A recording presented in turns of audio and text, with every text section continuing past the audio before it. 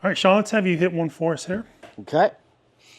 All right, thinking about much at all on that one? No, that's just kind of a No thought swing. not super hard effort, no thought. Okay, so as we're looking at that swing, I'm going to take you down to when your pelvis reaches square again in the downswing. We had a gentleman come and saw us this week who was struggling to clear his hips, and he was, had some questions about hip sway, hip slide versus clearing the hips, and he was focused on everything coming from the lead hip, getting the lead hip out of the way. So if we look at your swing here from above view, and if we look at how you come out of the top, okay, so your hip is slid forward a few degrees, or excuse me, a few inches out of the top. Everyone does that. You can see this big kind of sweeping arc coming down as you start to unwind in the downswing. Now you'll notice that the trail hip's just kind of hanging back there. And that's always been a tendency for you, is to kind of slide forward, like demonstrate what I'm talking about there. Always. You kind of slide that trail hip forward and kind of back into it. Part of it is that we do a lot of teaching. We're demonstrating slower swings a lot, and if you do too much of that, you can lose some of your dynamics. So I'll get up here to the top, I'll back in a little bit too much, and then I kind of like, this leg will start to straighten, and the left leg will start to straighten, but this one never kind of gets out of its corner back here and comes around. And that's my classic kind of, I call it my lazy swing. Right. Because it doesn't take much effort, and I'm just teaching and showing somebody. But if I do it too much, I end up, my pelvis doesn't gets back to square until way too late.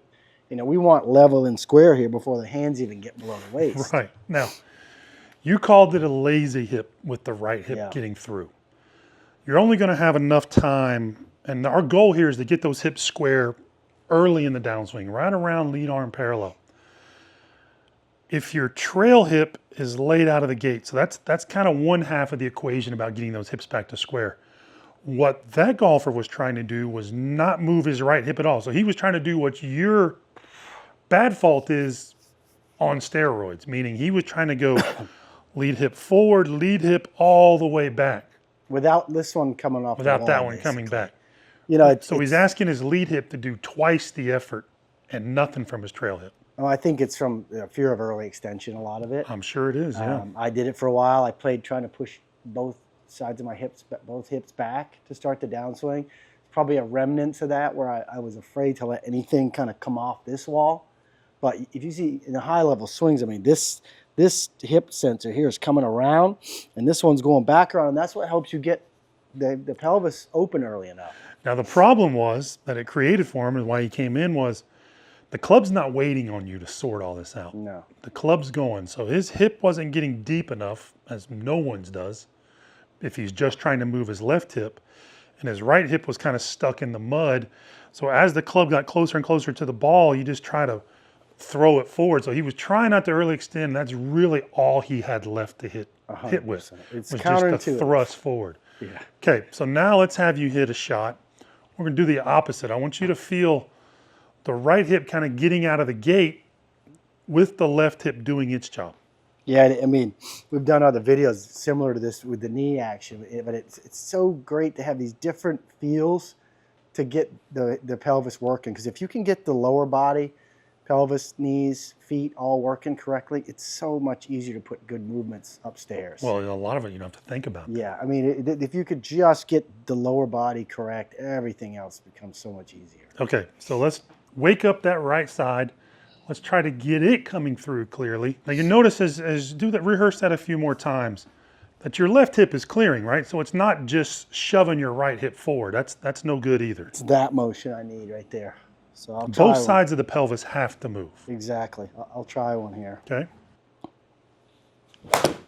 Ooh, that felt like it. That was different. Okay, so let's look at that.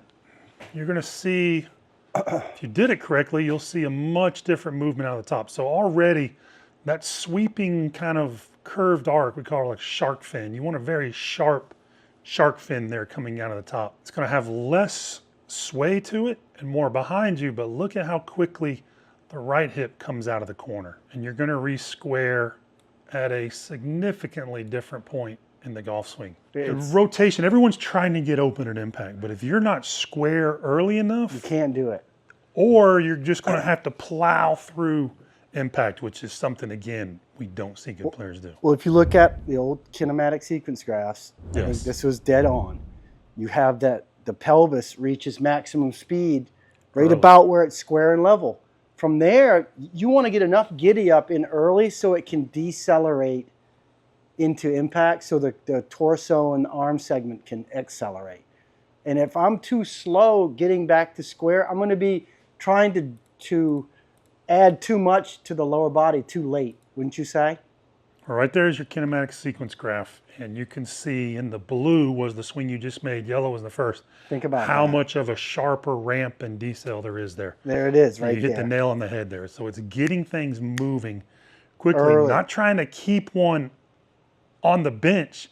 You've got to take advantage of both. Like if you can control the plane of the pelvis, you know, in its tilts, side bends, turning correctly, internal rotation, so you have something to get out of the gate early, and then you get the acceleration profile correct and deceleration. Like I said earlier, this whole swing gets a lot more simple. Okay, so what did you do? Can you transfer what you were trying to do there into a drill? I've been playing this game a long time, so you pick up ways to try to feel stuff. So I knew there, my drill was take it to the top, feel like the arms are not pulling first, but I'm letting them kind of go with the motion. My left arm will sink a little, but I'm trying to do this little juke out of the top where my lower body squares up and this hip comes out a little bit while my arms aren't doing that. Because I have a tendency to pull my arms. I was taught that. Well, this hip doesn't move well, and you're going to pull and deliver it, and you're going to come from the inside and hit those hooks. Now, if you keep the arms up and move the right side better, it's going steep. Yeah, so for me, it's not necessarily keeping them up, but I'm not pulling them towards the ball. I'm letting them sink a little bit, and they come along for the ride kind of in. Because of the way I'm moving my hips, they're at an angle like this. If you do it right, the club will plane right there automatically. And how many again, we all have our own history of what we used to work on. How many thousands of reps you do of trying to stab the ball? It's crazy how many I did. So that's a habit you have to work on. I would back my hips in, laid off, do this, and then try to turn my hips late. It was the exact opposite of what happens in high-level swings. And the crazy part is I could do it, but man, I would have so many foul balls in a round of golf because you're having to chase that late hip rotation, and it just doesn't match up with the natural timing of a good golf swing. Okay, let's finish this video. Take it back. Give yourself a couple pumps, jukes, and then swing it on. All right, so this is how I would practice this. I would take it up. I would go 1, 2, and then I would go just like that. I would feel hips hit. That's what I would try to feel if I'm working on this. That's exactly. I might even do it for my pre-shot routine. Juke, boom, like that. To move your pelvis correctly, you have to move both sides. You can't just make it all a door on a hinge. You've got to move them both to get them open enough if you're into getting your hips open. If you do like that kind of thing.